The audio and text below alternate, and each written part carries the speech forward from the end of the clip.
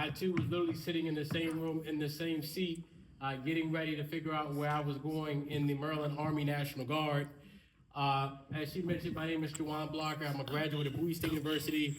I'm a proud father of 4 children and the proud husband of Shakia Blocker. On the military side, I am a specialist. I'm now in the DC Army National Guard, but I work in the Joint Operations Center.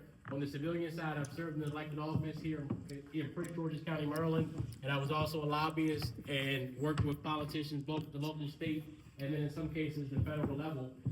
But with that being said, when I started my military journey, I was sitting as a sophomore at Bowie State University, and I just ran for elected office. I ran to serve on the Prince George's County Board of Education at the age of 20, and I did so because I thought that it was important to have more young people involved and engaged in politics and civic engagement.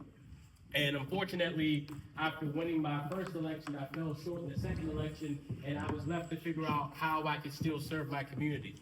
And so what I decided to do was to try to get in, several different branches, and unfortunately, that didn't work out. But fortunately, I was able to get into the Maryland Army National Guard,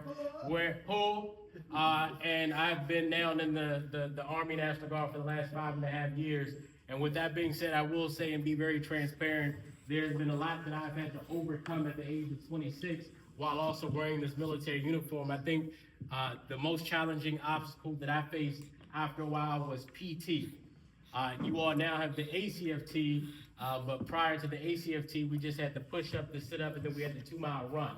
And during that process, when I was in basic training, I was able to pass the sit-ups and the push-ups, but I was able to pass the run and the sit-ups, but I had an extremely hard time passing my push-ups. I got to the point in which they needed to give me almost a waiver in order to move forward and not have to go to what they called back then fat camp. So I made it through. I went to Fort Leonard Wood, Missouri, and then I went to AIT at Fort Lee, which I believe now is Fort Adams. And when I came home, I decided that I would still be involved in engagement. So I finished my college degree at Bowie State University, and from there, I continued my service here in the Maryland Army National Guard, where you all are seated today. The reason why I'm up here today is not to talk about my accolades, not to talk about my titles, not to talk about everything that I accomplished, but I want to be transparent and let you all know that I had doubts when I first enlisted. I had doubts when I was literally sitting in your shoes, and I know that you all probably had a long weekend. Sometimes you get yelled at, and then sometimes you get to the point in which you're like, wow, I was excited to sign up and enlist, but do I really want to do this? Because sometimes, let's be honest, it can suck. But I'm here to tell you all as a specialist, right? Most of you all are probably E1 and E3s, that everything that your leadership is training you to do, whether this is your first RSP, whether this is, your third or fourth, or whether you're about to go out the door in a couple of weeks or tomorrow, or whatever the case might be to go to basic training, what I want you all to remember is to always remain adaptable, remain flexible, and just know that you earn these seats that you're sitting in today, and literally your military career will go as far as you allow it if you stay consistent, if you stay encouraged, and if you stay motivated. This is the time and opportunity in your military career where you should continue, if you're not already, asking questions, right?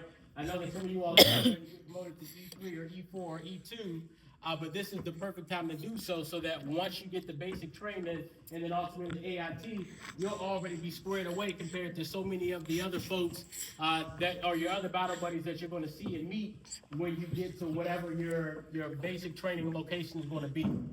And so I'm proud of each and every one of you all. I just want to tell you not to give up, no matter how difficult things may seem. Life gets better once you get out of the training environment. There are so many different opportunities. In the Joint Operations Center in DC, I have the opportunity to work with birds and stars all the way down to, my enlisted NCOs. And I've had so many different opportunities, including riding on Black Hawk, also receiving AAMs and so many other awards. And you all can do it too if you stay consistent and again, stay focused. Todd, I want to thank you so much for giving me the opportunity to be here to talk about my story just a little bit and to speak with you all. I really appreciate everything that you all are going to do, everything that you all have done, and just stay encouraged and stay motivated. I appreciate you all, and I want you all to enjoy the rest of your weekend. Stay encouraged, stay motivated, and I know your military careers are gonna go far. Cool.